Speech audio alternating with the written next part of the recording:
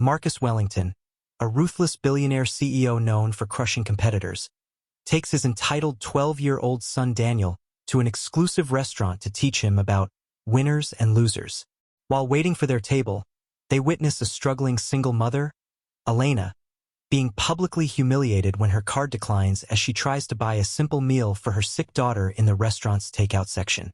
Daniel makes a cruel comment about the woman being poor and stupid.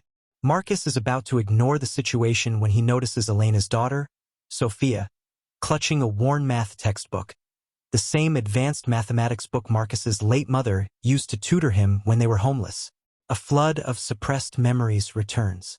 Marcus quietly follows Elena outside and learns she's a former engineer who lost everything caring for her terminally ill husband, now working 3 jobs while her daughter battles leukemia. Marcus faces an internal war between his hardened persona and his forgotten past. Marcus makes a split-second decision that shocks everyone. He cancels his reservation and insists Elena and Sofia take his private table instead. When Daniel protests loudly, calling it embarrassing, Marcus reveals to his son and the entire restaurant the truth he's hidden for decades. They were once homeless, and a stranger's single act of kindness saved Marcus's life and gave him his start. He tells Daniel, "I didn't build my empire by stepping on people. I built it by remembering what it felt like to be stepped on." Marcus doesn't just pay for Elena's meal. He sits with her, learns about Sofia's medical needs, and her own abandoned engineering dreams. He arranges immediate funding for Sofia's treatment through his foundation and offers Elena a position at his company. The restaurant staff, who had treated Elena with disdain, watched in stunned silence. Daniel, initially humiliated, begins to see his father differently when Sofia shares her dreams despite her illness, showing a courage his privileged life never required. 6 months later, Sofia is in remission, and Elena is thriving in her new career. Marcus has transformed his approach to both business and fatherhood, starting a foundation for struggling families. Daniel volunteers at the foundation weekly and has become Sofia's friend and mentor. Marcus frames the receipt from that night in his office, a reminder that true wealth isn't measured in billions, but in the lives you lift up. The story ends with Marcus teaching Daniel, "Son, the measure of a man isn't how high he climbs, but how many people he brings with him."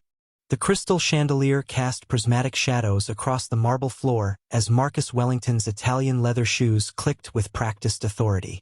Each step cost more than most people earned in a week, and he knew it. "Dad, why are we even waiting?" 12-year-old Daniel whined, his fingers dancing impatiently across the latest smartphone. "Can't you just tell them who you are?" Marcus was about to respond when a commotion erupted at the takeout counter. A woman in a faded jacket stood frozen, her face draining of color as the card reader beeped its cruel rejection for the 3rd time. I don't understand," she whispered, fingers trembling as she fumbled through her wallet. "There should be enough for the soup and sandwich." The hostess, all polished condescension, sighed loudly enough for the entire waiting area to hear. "Ma'am, if you can't pay, I'll need you to step aside. You're holding up the line." Behind the woman, a small girl clutched her mother's coat. She couldn't have been more than 8, her skin pale, a medical bracelet visible on her thin wrist. In her other hand, she held a battered textbook pressed against her chest like a shield. "Please," the mother, Elena, her name tag from a cleaning service still pinned to her jacket, pleaded quietly. "My daughter hasn't eaten since breakfast, and she has a doctor's appointment after." "That's not my problem." The hostess's voice cut sharp as glass. "Cash, card, or leave." Daniel snorted. "Dad, look at her. Probably spent her money on lottery tickets or something stupid." The words hit Marcus like a physical blow, but not because they were shocking, because they sounded exactly like something he would have said. Exactly like something he had said countless times, in boardrooms and business deals, crushing companies and dismissing the weak without a second thought. Marcus Wellington had built a $7 billion empire by being ruthless, by understanding that the world had winners and losers, by never looking back. But something made him look now. Elena was gathering her daughter, whispering apologies, trying to maintain dignity while humiliation burned her cheeks crimson. Other patrons watched with that particular mix of pity and judgment that costs nothing and means less. Then the little girl stumbled and the textbook fell. It landed open at Marcus's feet. Advanced Mathematical Theory and Applications. The world tilted. Marcus knew that book. He knew the water stain on the corner of page 47. He knew the broken spine that made it fall open to chapter 12. He knew it because 35 years ago, when he was Daniel's age, that exact book, or one just like it, had been his only possession besides the clothes he wore. His mother had found it in a dumpster behind a university. She taught him from it by candlelight in homeless shelters, in the back seats of broken-down cars, in public library bathrooms where they'd wash up before she went to her 3 part-time jobs. "Winners and losers, Marcus," she'd said. Her hands cracked from cleaning chemicals. "The only difference is opportunity and someone willing to take a chance." His chest tightened. When was the last time he'd thought about those years? When had he started believing his own mythology, that he'd pulled himself up by his bootstraps, that he'd done it all alone? "Dad." Daniel's voice seemed to come from very far away. "Can we just go somewhere else? This is taking forever." Marcus watched Elena kneel beside her daughter, retrieving the book with shaking hands. He saw the girl's eyes, fever-bright and apologetic, as she whispered, "I'm sorry, Mama." And in that moment, Marcus Wellington, the man who'd built an empire by never looking back, faced a choice that would cost him nothing but might cost him everything. The hostess was already waving over security. Marcus's hand moved to his wallet. But what came out of his mouth would shock everyone in that restaurant, including himself. Are you watching from a place where you've ever had to choose between dignity and necessity? Drop your location in the comments. This story is about all of us. The next words would change 3 lives forever. But first, they would destroy the image of Marcus Wellington that his son had always known. "Excuse me." Marcus's voice cut through the restaurant's ambient noise like a knife through silk. Every head turned.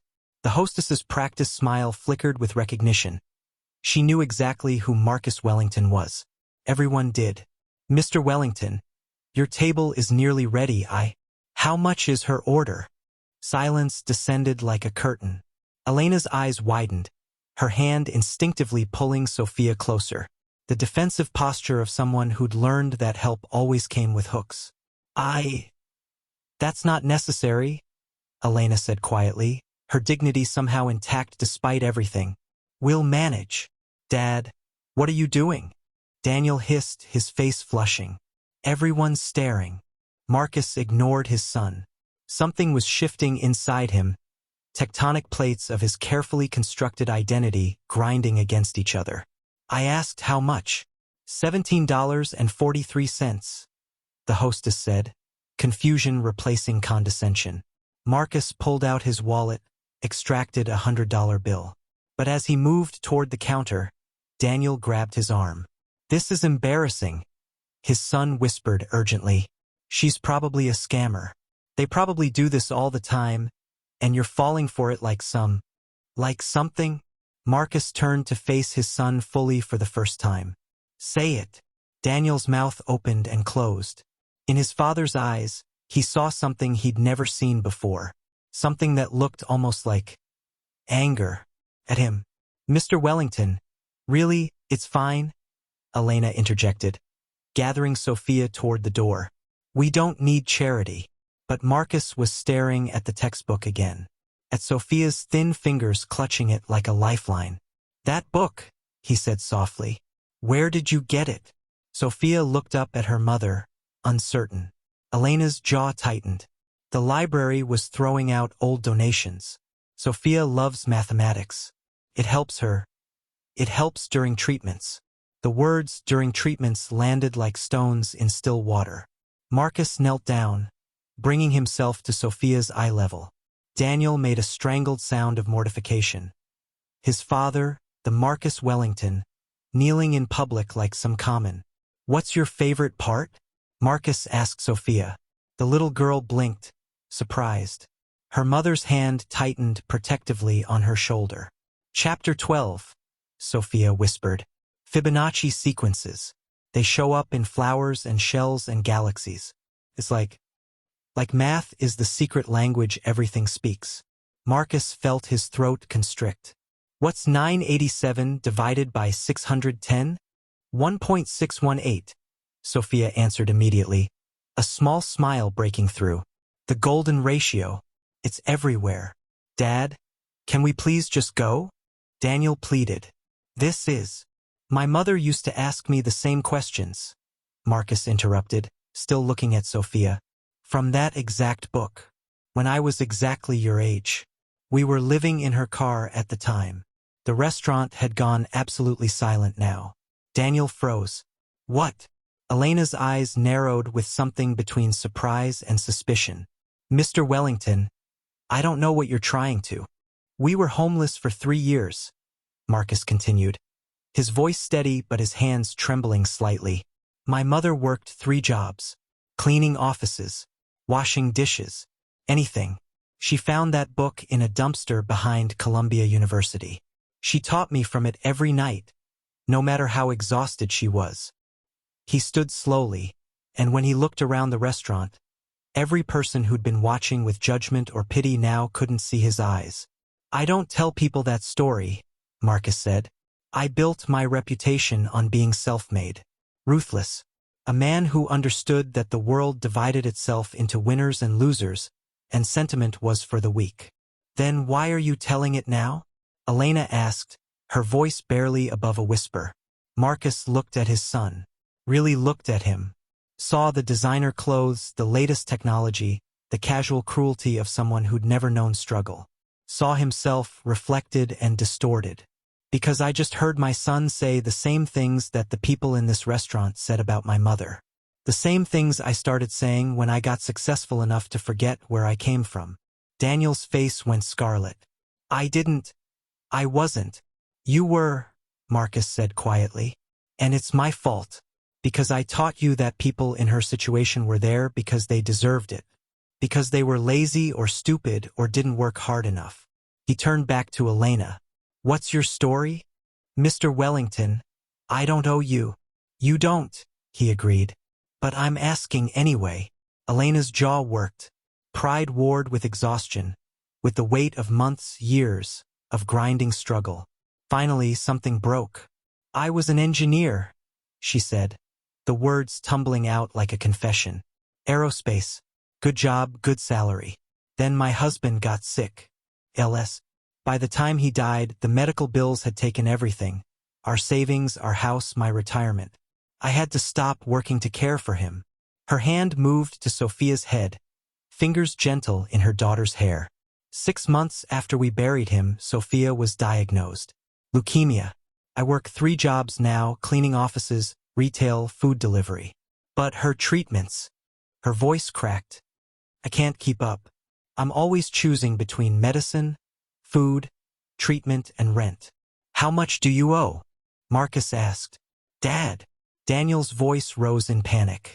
You can't just, people will think. I don't care what people think, Marcus said, and realized with shock that he meant it. For the first time in decades, he didn't care about image or reputation or the carefully crafted narrative of Marcus Wellington, self-made billionaire. Elena shook her head firmly. I'm not asking for money. I'm not offering charity, Marcus countered. I'm making an investment. In what? In the woman who reminds me that there's no such thing as deserving poverty. In the girl who finds golden ratios in galaxies while fighting for her life. In the lesson my son, he looked at Daniel, and I both needed to learn. Marcus pulled out his phone. His son watched in horror as his father, his ruthless, image-obsessed father, did something unthinkable. What would you do at this moment? Would you walk away or step forward? Comment below, your answer matters more than you think. Because what Marcus Wellington did next would either destroy his carefully crafted reputation forever, or reveal the man he'd forgotten he could be. The hostess, the security guard, Elena, Sofia, Daniel, everyone waited. And Marcus made a choice that would change everything. Cancel my reservation, Marcus said into his phone, his assistant's confused voice audible even from a distance. Yes, right now.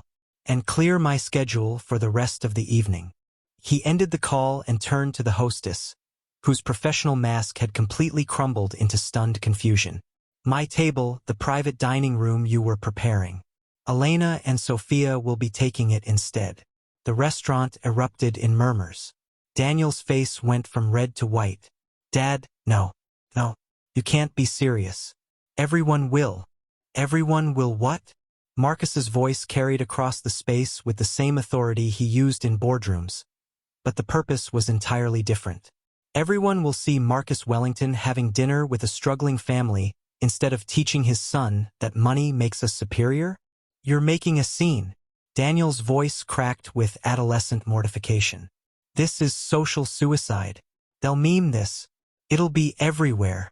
Good. Marcus's eyes blazed. Let them. Elena was shaking her head, backing toward the door.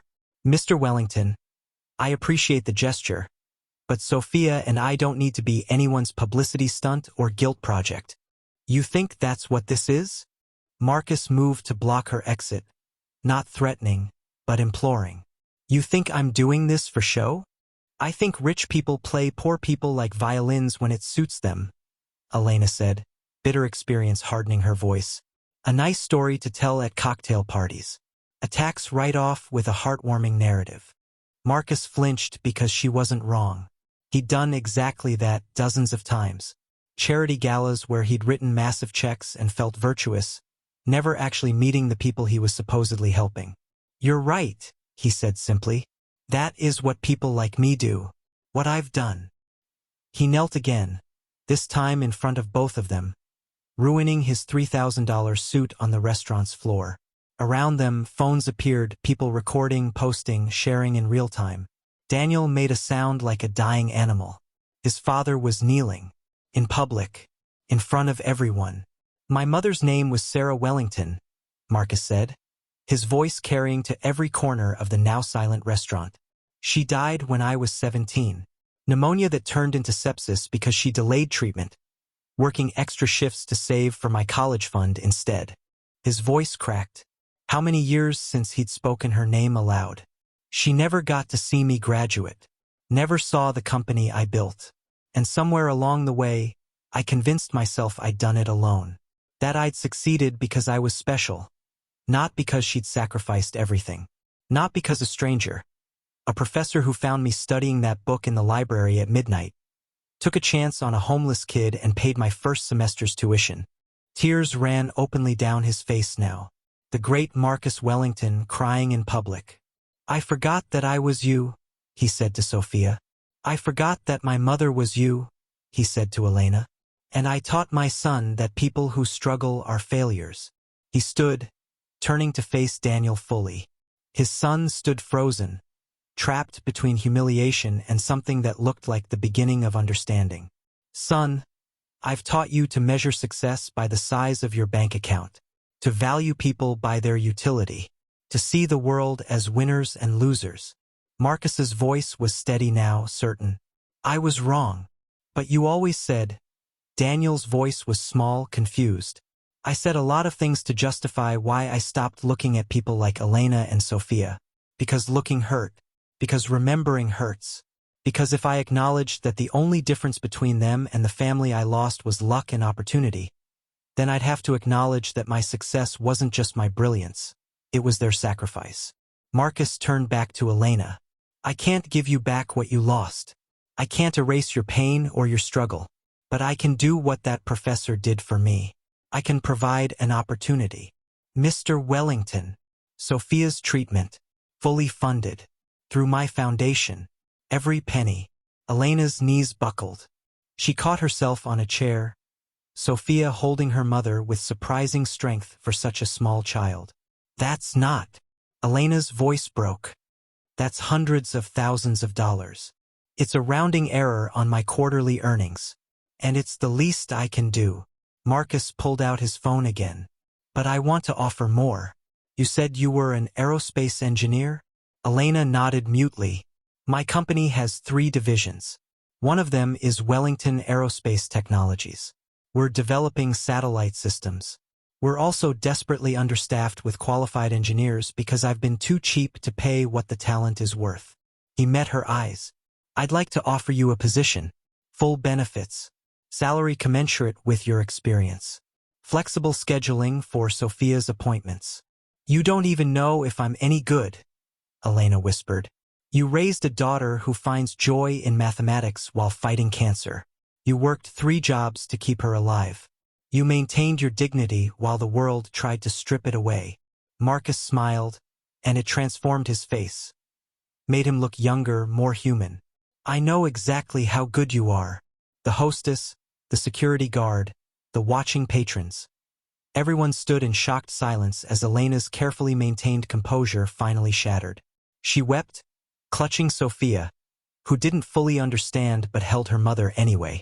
Daniel watched his father, this stranger wearing his father's face, embrace 2 people he'd mocked minutes ago. Watching him ruin his reputation, his image, everything he'd taught Daniel mattered. Why? Daniel's voice was barely audible. Why are you doing this? Marcus looked at his son over Elena's shoulder. Because 35 years ago, someone saw me the way I'm choosing to see Sofia. Not as a problem or a charity case, but as a person with potential who just needed a chance. He released Elena gently. And because I want you to learn what I forgot, that the measure of a man isn't how high he climbs, but whether he remembers what it felt like to be at the bottom. Whether he reaches down to pull others up or kicks away the ladder so nobody else can follow. But everyone's watching, Daniel said weakly. It's all over social media. They're saying. Let them say whatever they want. Marcus put his hand on his son's shoulder.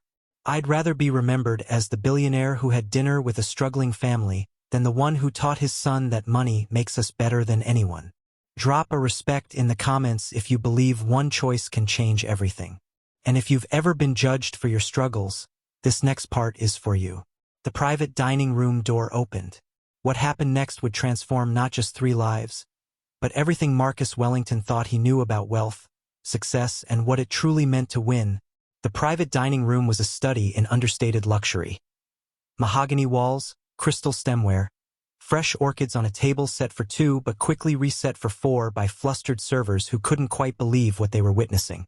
Daniel sat rigid in his chair, phone face down on the table, a small surrender Marcus noticed and appreciated.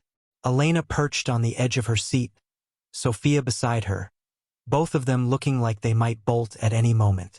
I need to make some calls, Marcus said gently. If you'll permit me. Elena nodded mutely, still processing everything. Marcus stepped away, his voice low but audible as he spoke into his phone. Dr. Ramirez? Marcus Wellington. I need a favor, no, a responsibility I should have taken on long ago. I'm sending you a patient's information. Sofia Mendoza, 8 years old, leukemia. I want her transferred to the oncology center immediately. Best specialists, whatever it takes. He paused, listening. No, not a publicity thing. A humanity thing. Can you have someone call her mother within the hour? When he returned to the table, Elena was crying silently again. I don't understand why you're doing this. Because someone did it for me, Marcus said simply. His name was Professor David Chin. I was living in the library, literally sleeping between the stacks, using the bathroom to wash up. He found me at midnight working through that same mathematics textbook. Sofia's eyes widened. What did he do? He could have called security, could have had me removed. Instead, he sat down and worked through the problems with me. For 3 hours, this renowned professor tutored a homeless kid who had no right to be there. Marcus's voice softened. The next day, I found an envelope in the book. First semester's tuition paid in full. Anonymous, but I knew. When I tried to thank him, he said, "Don't thank me. Just remember this feeling when you're in a position to do the same for someone else." And did you? Daniel asked quietly. Remember, not of buildings or billions or business victories, but of lives changed, opportunities created, and the understanding that true wealth wasn't measured in what you accumulated. It was measured in what you gave away. His assistant buzzed again. Mr. Wellington? The board is ready for the annual meeting. Marcus straightened his tie, grabbed his presentation folder. 6 months ago, this presentation would have been about profit margins and market dominance and crushing competitors. Today, it was about the Wellington Foundation's expansion plan. about scholarship programs and medical assistance funds and opportunity initiatives, about transforming his company from one that extracted value to one that created it. Some board members would resist. Some shareholders would complain. His stock price might take a hit. Marcus didn't care, because $17.43 had taught him something Wall Street never could: that the cost of compassion is always less than the cost of cruelty, that opportunity should never be hoarded, that the measure of a man isn't what he takes from the world, but what he gives back. As he walked to the boardroom, he passed the company's main wall, previously covered with awards and achievements. Now it featured photographs. Sofia in the laboratory with Elena, both wearing safety goggles and huge smiles. Daniel at the foundation, surrounded by kids. The Wellington Foundation's first graduating class of scholarship recipients. And in the center, that battered mathematics textbook, preserved in a climate-controlled case. Advanced Mathematical Theory and Applications. The book that had saved him twice, once when his mother taught him from it, and once when a little girl reminded him what he'd forgotten. Marcus paused, touching the glass case gently. "Thank you, Professor Chen," he whispered. "I'm finally paying it forward." The moral: true wealth isn't measured by what you accumulate, but by how many lives you transform.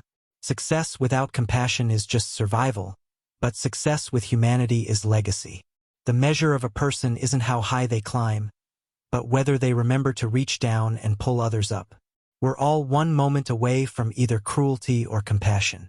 One choice away from walking past someone's struggle or stopping to see their potential.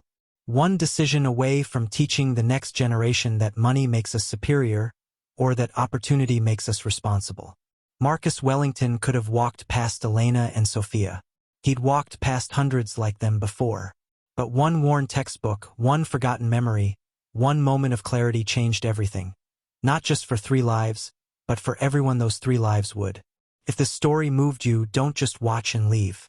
Hit that subscribe button, because every week we bring you stories that challenge, inspire, and remind you of what truly matters. Drop a comment telling us about a time someone gave you a chance when they didn't have to. Or tell us about a time you gave someone a chance. Your story might inspire someone else to act. Share this video with someone who needs to hear that transformation is possible. That it's never too late to become who you should have been. That compassion isn't weakness, it's strength. And here's your challenge. This week, look for your Sofia and Elena. Maybe it's the person behind you in line whose card declines. Maybe it's the struggling coworker everyone ignores. Maybe it's your own child who needs to learn that privilege is responsibility, not superiority. Make a choice that costs you nothing but means everything to someone else. Because the real question isn't whether Marcus Wellington's story is real. It's whether you'll make it real in your own life. What will your $17.43 moment be? Don't forget to like, subscribe, and turn on notifications *** so you never miss stories that remind us why we're here. Not to accumulate, but to elevate. Not to dominate, but to demonstrate that humanity still matters. Your moment is coming. Will you walk past it?